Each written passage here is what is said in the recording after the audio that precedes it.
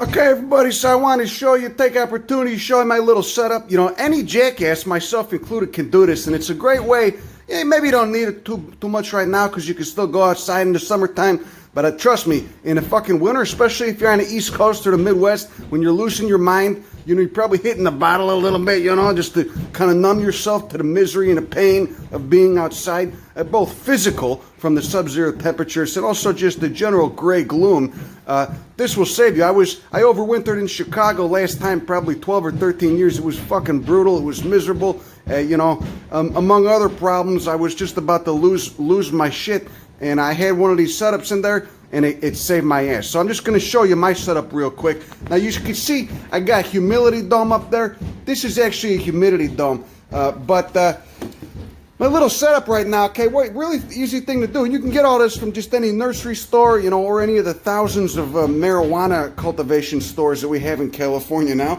You just get a tray, okay, little plastic tray made in China, probably, you know, by a 9-year-old kid in the plastic mold, and it's, you know, probably costs 55 cents, maybe $1, depending on how much they're gonna get gouge the prices at whatever store you're at. But you just get one of these little trays, and you get a good soil mix. We'll go into that later. You can see plenty of perlite in there for the drainage. Drainage is of utmost importance with most plants, and you know, if you're lazy like me, you don't even need to sow your seeds in containers. You just throw the soil right in there, and it kind of acts as a sponge that holds the moisture so it doesn't dry out. You got to water less. Now, you can see I got a variety of Iachroma, South American cloud forest plants, got a Caranthodendron in there, even got an Amberella seedling, which is being a real pain in my ass, and is probably going to die soon, just to psychologically torture me. But you can see it's not, the cotyledons are not coming out yet. It has not release that seed coat. Got some peppers, just a whole bunch of weird shit. Got a puya in there, all kinds of weird shit just throw in there. Brugmansia sanguinea. I just kind of, you know, if I'm feeling particularly lazy, I don't care about it too much, whatever the seed I'm sowing, I'll just throw it right in there in the soil, and you know, just see what happens. Got some liverworts in there too. They look really nice under a microscope, okay, especially if you've been eating edibles. Okay, so but the important thing is, though, you want to get this the humidity dome up there. Because that, oh look, I even got some Trichocereus chiloensis seedlings going on. So the important thing is the humidity dome, okay? Especially if you're in the Midwest or the East Coast with the winters. Remember that winter air gets super dry. And then when you bring that air back inside the house, you know, just because cold air holds less moisture, you bring that air back inside the house and heat it up. It's just super dry air. So you need that humidity. Plants love humidity, and you can tell that when, you know, say you fly into Chicago from California in the summer. California's brown and dry and crispy because it doesn't rain here in the summer. But then you go to Chicago where it's humid as a nutsack, and you know, everything's green and verdant. So humans don't like the humidity too much, but the plants do. Okay. Now the lights I got up here, these you don't need to do. These are LED. They're like the intense LED. They come with their little AC converter down there. They get kind of hot, kind of a pain in the ass. Okay. I got the shelf set up right there, nice. Forgive the banging next door. They're walking a pony back and forth on the roof. The paisans are.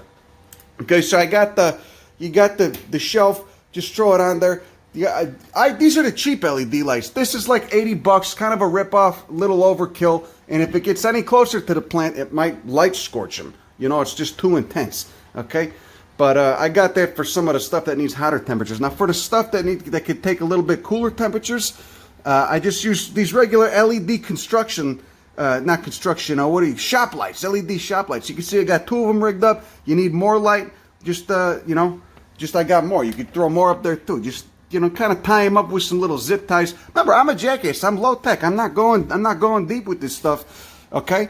So, and these are like, I think it's $30 for 2 from Jeff Bezos's sleazy ass. And get 2 more and throw them up there too if you want more light. It's fine. These are real soft, but you could see, obviously, they're enough to get things going down here. Okay, you can see right here I got some aeroids. I got some brugs, some of the Brugmansia sanguinea. Even got some cacti, but I don't think the light is enough for them. I don't think the light intensity is enough. Okay, got some Hupersia back there. You know, shout out to the lycopods. And what the fuck is this? I think it's a physalis. I got some ripsalis back there too.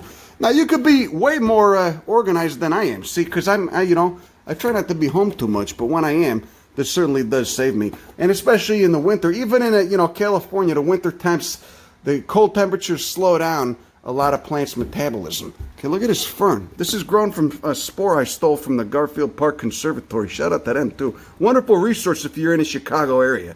Okay. So, and it's like a year and a half old fern, but you know. So, and if you want to if you're worried about metabolism, not the plant's metabolism, you know, needing more heat or whatnot, you can always get a heat mat too.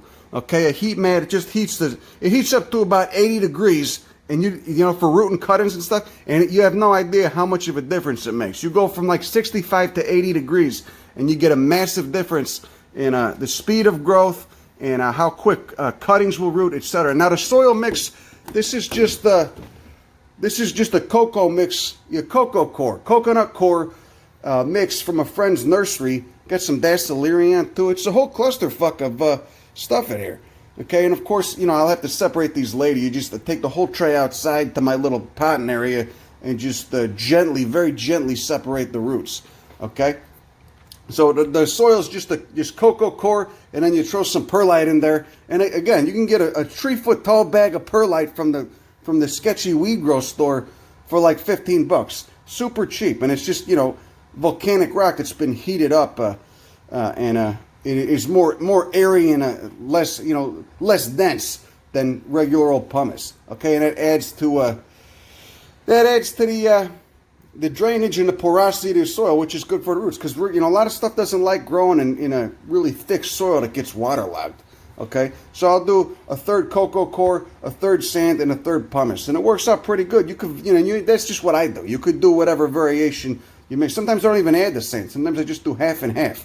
Okay, but anyway, this will save you in the winter when you're about to lose your goddamn mind, and it'll help you get a head start so your seedlings are ready in the spring. Okay, and that's just what anyone can do it. Okay, I'm a jackass. I do it. Look, it's easy. This thing, I've grown all kinds of rare, weird stuff. I get the fucking amberella in there right now. Okay, and again, he's gonna die just to psychologically torture me, little bastard. I had to remove the first seed coat with nail clippers, and he's still being a pain in the ass. So I'll give him another week, and then just accept the fate. Okay, last thing I want to show you real quick. Okay, this is just so you don't burn down the house. Get a nice power strip. Okay, these AC converters for LED get hot. That's why I don't really like them too much. Just get 4 LED shop lights, which again are not intended for growing plants, but they work spectacularly, just like that. They don't get hot.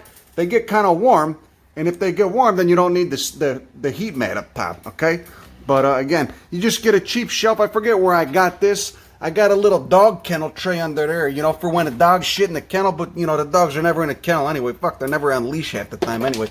All right, and then over here, oh, look, that's Jack's toy, the rubber dog shit. Huh? Anyway, so, but you got to get the timer, okay? And you can see I'm giving him a little bit extra daylight now. You can control the daylight hours, etc. You can read all about that, phytochrome A, phytochrome B, etc. So, get this set up, okay? It'll save you, okay? It'll prevent you from killing someone. It might prevent you from killing yourself too. Just a little something to work on, and you know, you just take them outside and pot them up in the spring if you're doing it in the winter, whenever. It just gives you more control over the growing conditions, and again, the humidity really is really important for the plants. You know, it gives you can grow anything in there. You can grow cactus, you can grow fucking palms. I'm growing a desert monocots. I got the Dasylirion, the Sotol in there. Okay, growing next to peppers and an amberella and a caranthodendron and etc. Shit, you know, sometimes like I said, I sow stuff in here, I forget what I sowed, and then it even adds to the mystery. I got to figure out what the fuck what I'm germinating. So anyway, I'm telling you, this will save your life, especially in the winter, okay? Because plants make people happy. The world's fucking dark, and there you go. You get something to work on, so you know you don't feel like a total jackass just wasting your life away. All right, there you go. Go fuck yourself. Bye.